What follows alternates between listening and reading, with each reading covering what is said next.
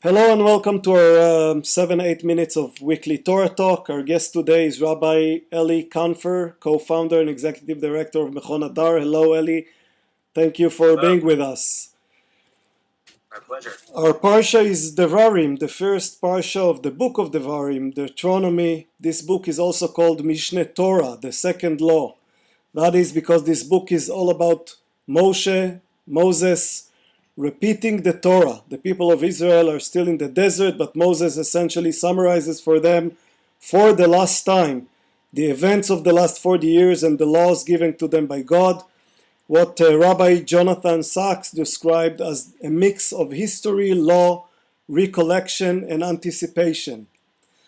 So this week we begin this journey, and we begin it with this first pasuk of the Parsha.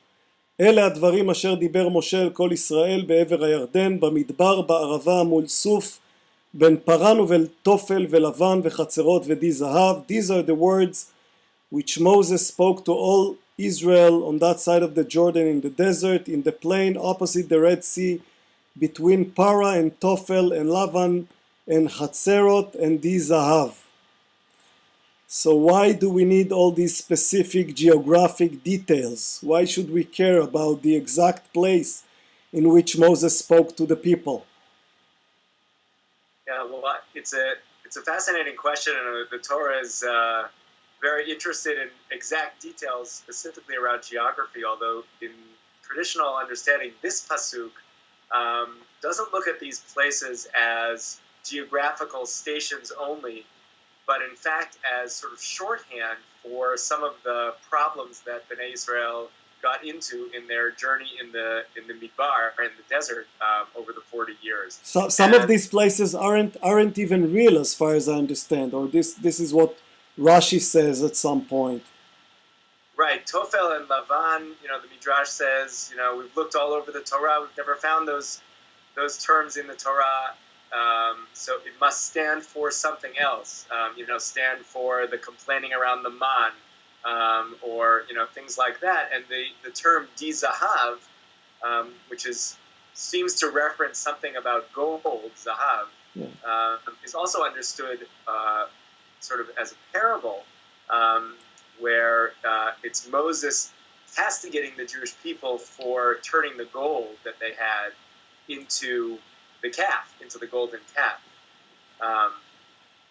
And what's most interesting to me is that there's another version of that Midrash in which it's not just Moshe who's castigating the people on their sin with gold, but in fact a version in which, in one version, Rabbi Akiva lays the blame at the foot of God, where the parable goes essentially, God gave the people so much gold that he led them to the doorstep of sin, by giving so much gold that there was nothing else they could do but to create the golden calf. And the parable says it's as if you sort of dressed up a young man and put him in front with a perfume around his neck and put him in front of a whorehouse. What did you expect was going to happen? So there's a little bit of So it's not clear if Moshe is speaking to the people or complaining to the people, or maybe he begins his very long speech by complaining to God or reminding God of his own shortcomings. Correct. I would say there's a discrepancy in the interpretation of this verse about, is the blame with the people? Look what you did with your gold. Or is the blame with God? You gave the people so much gold. Look what happened when you do that kind of thing. Of course they're going to go and sin. So there's a blame game.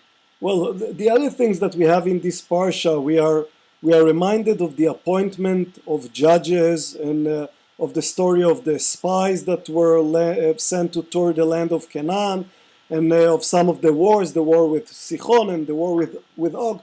I wonder about the choice to open the book that repeats the great story of redemption with the seemingly technical repetition of the appointment of judges. Why do we repeat the story of why is it so important to appoint judges? Yeah, well, it's a classic sort of leadership lesson that Moshe learns in the sort of in one version of the appointing of the judges, you have Yitro as the person who's actually making him the suggestion, because I can't handle it all by myself, as he says in this parsha, and Yitro basically tells him that in the book of Shmot, but you can't judge the people all by yourself. You need captains of tens and hundreds and thousands, and without that, you don't have an effective system where people are actually judged, because you can't do it all by yourself. He's telling them, bring wise and understanding men known among your tribes, and I will place them at your head. He also says, how can I myself alone bear your care?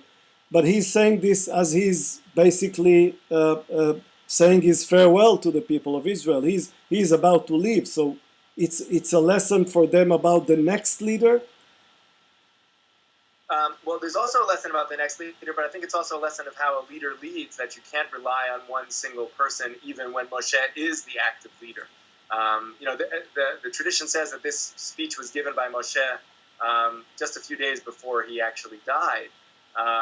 And so it is, I think, in some ways, as you're suggesting, a bequeathing of, what are the lessons for the next leader. But it's also sort of a recap on how Moshe himself was supposed to be leading. That is, say, not alone. Moshe says, in this parsha, all the difficult cases I will handle, and I'm going to sort of delegate the easier cases to these other delegates and these other judges. And Moshe, in the Parshanut, is also criticized for that. That is to say, well, who are you to think that you can handle all the difficult ones? I'm not going to sort of let you be the judge of which cases you think you can judge. But I think that's the temptation of the leader, is always to sort of either take everything for themselves or take the most difficult things for themselves. And I think we see here a model where that's at least under examination.